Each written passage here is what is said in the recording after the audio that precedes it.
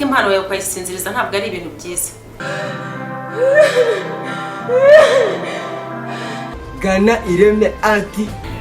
Ireme Art ni ishuri ryigisha ibijyanye na film, theatre n'ibindi. Ariko iyo ugeze mu Ireme Art byose ibyo utekereza ko utashobora uhita ubishobora. Hajya ngo yarakombye azanahombana ntabwo ari ugomba Uri n'indwanyi ntabwo se uri umwakitere. Amasomo y'ama exercice afasha gukangura ubwonko ukaba wabasha kumenya icyo gukora ndetse ukabasha no kuvumbura impano wibitse mutaruzi. Ni amasomo meza cyane aryoshye. Dufite umutoza ubizi kandi utoza neza. Ubasha kuba icyo bakwifuza kuba cyo, ndetse bishobora no gushoboka ko waba umuntu w'igitangaza cyangwa ugahinduka n'ikindi kintu ku buryo ubona butangaje kuko watorejwe mu Ireme Art. Natembera ahantu henshi bakora filime hano mu Rwanda. Nasuye ibigo byinshi bikora filime hano mu Rwanda. Nasuye amwe mu mashuri yigisha sinema hano mu Rwanda. Gerageza kugera ku bakinnyi bakina filime hano mu Rwanda. Naje gusanga ikibazo ari kimwe. Ikibazo ni ese filime ni iki? Filime igomba kuba yujuje ibiki kugira ngo ibe filime? Abantu benshi twihandagaza tukajya kuri tere tugafata kamera ngo turi gukina filime. Ugasanga umuntu araje nta na hamwe yigeze yiga filime, nta mwitozo n'umwe yakoze, ariko ari gukina filime. Ugasanga umuntu ari gukamera kubera ko yeretse uko kamera ifatwa gusa. Undi nawe ati kubera ko filime ninjye washoyemo ayanjye ngomba kuyiyobora. Ese iyo mikorere ikorerwa icyo muri sinema, iyi filime yacu yazagarukira he? Ese sinema nyarwanda yazatera imbere tugikora muri ubwo buryo? Ni irihe banga kugira ngo filime nyarwanda ibashe gutera imbere? Ese filime yujuje ibyangombwa igomba kubikoza ite?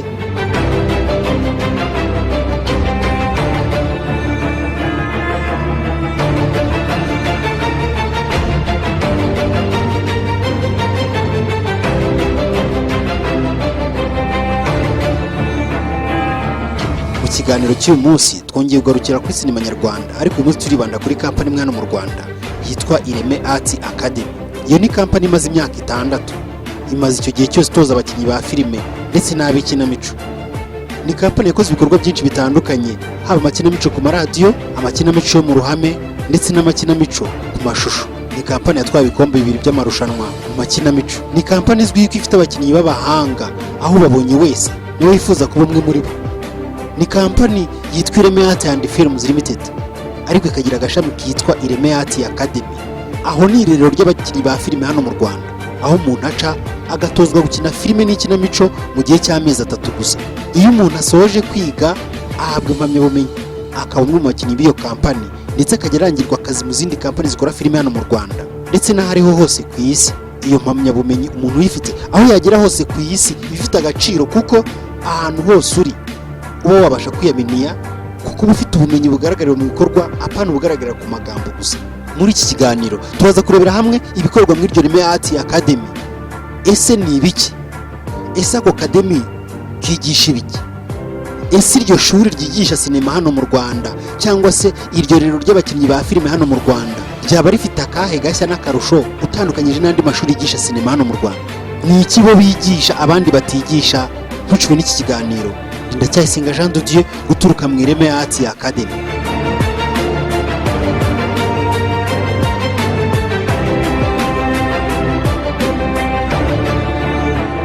Twinjiye mu Ireme Art Academy. Aha turahasanga abantu bari kwitoza. Bamwe barimo barirukanka bameze nk'abasazi, abandi barimo barasimbuka umugozi. Hari abari gukora imyitozo imeze nk'imikino y'abana cyangwa se ama exercice. Hari abari kubyina, hari abari gusimbuka bameze nk'abari mu myitozo yo muri gym. Hari abari kubyina umuziki, hari abari kurira. Turahasanga kandi abantu bari kuzunguza inkota. Hari abari kumasha bitoza kurasa n'intwaro gakondo. Turahasanga kandi abari kwicanga nk'indwanyi bitoza kurwanisha ibipfunsi n'imigeri. Turahasanga bitoza kuvuga, aho bakoresha ijwi ryabo basakuza cyane. Ni Ireme Art Academy. Turabona bari mu myitozo ngororamubiri, turabona bari kwitoza gukoresha ijwi, turabona abantu bari gukina nka zombi, ndetse hari n'abandi bameze nk'amavampire.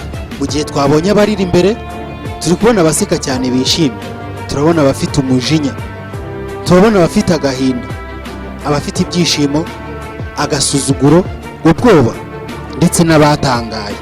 Turi kubona ababumbwe nk'ibibumbano batabasha kunyeganyega aho bahagaze. Ibi byose namwe mu masomo yigirwa mu Ireme Art Academy. mu Ireme Art Academy hari ibyiciro bigera kuri 4, aho mu cyiciro cya mbere uhasanga level 1 ari yigishwa acting and script, cyangwa se ni icyiciro gitoza abakinnyi ba filime ndetse n'abanditsi. Iyo ugeze muri level ya mbere utozwa kuba umukinnyi wa filime, aho wabasha gukina ubwoko ubwo ari bwo bwose bwa filime buboneka ku isi.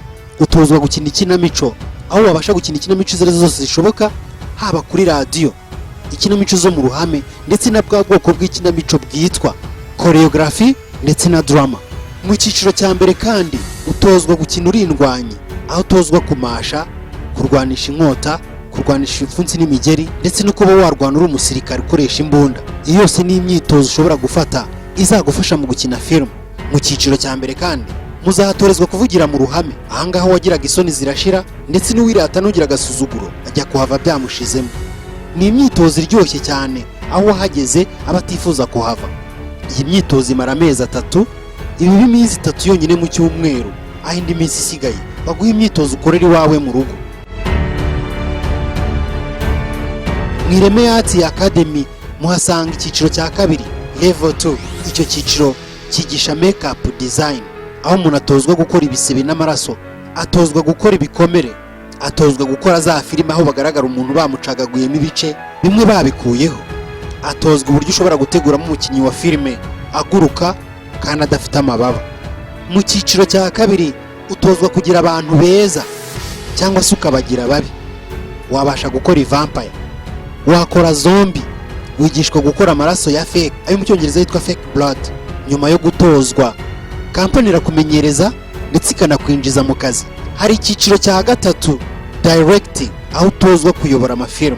Ni icyiciro kiryoshye cyane, hahandi umuntu wese aba yifuza kuba. Ni cya cyiciro umuntu wese wageze muri sinema aba yifuza kuba cyo. Kuba director cyangwa se kuyobora filime ni ibintu byitonderwa cyane, bisaba kuba uri umuhanga urusha abantu bose bagize akazi k'iyo filime ugiye gukora. Ni wowe muntu uyoboye buri wese uri mu icyo gikorwa. Ugomba kuba ufite ubumenyi burenze ba bantu bose. Ugomba kuba uzi editing, ugomba kuba uzi makeup design, ugomba kuba uzi acting yo ku rwego rw'ikirenga, ugomba kuba uzi ibigendanye n'ama props ndetse n'ibindi byose bigendanye na filime, kuko abantu bose bari buze gukora ako kazi mu iyo filime. Director ni ubayobora kandi abagomba kuyobora abantu mu byo nawe azi asobanukiwemo neza. Ni amasomo 18, ni amasomo kugira intyoza muri directing.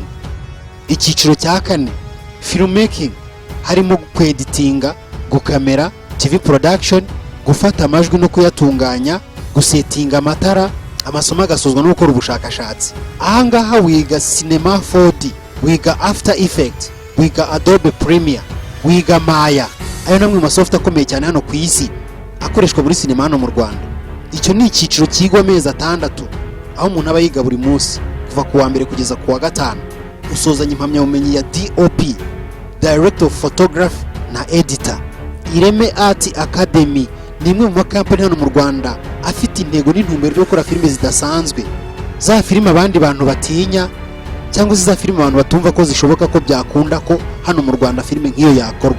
Izo filime zimwe muri zo zatangiye gutegurwa, harimo nk'iyitwa Kechure. Ni filime izagaragaramo abantu bo mu 1836.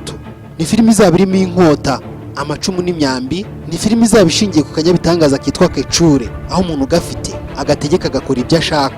Hari filime yitwa Igiti cyavumwe, hari filime yitwa The Power, filime yitwa Iwacu habuze, ndetse na filime iri gutegurwa yitwa Scovia. Izo zose zakorwa mu Ireme Art nka kampani ikora filime ndetse igatanga n'amahugurwa hano mu Rwanda.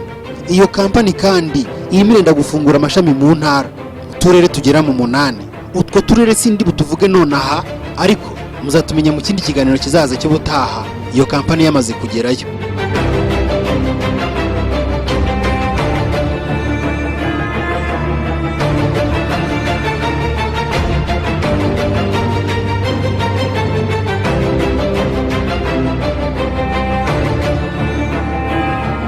Ukeneye ibindi bisobanuro kuri iyo kampani yitwa Ireme Art and Films Limited cyangwa se ku Ireme Art Academy, ushobora guhamagara kuri telefone zikurikira arizo 0788 28 94 19.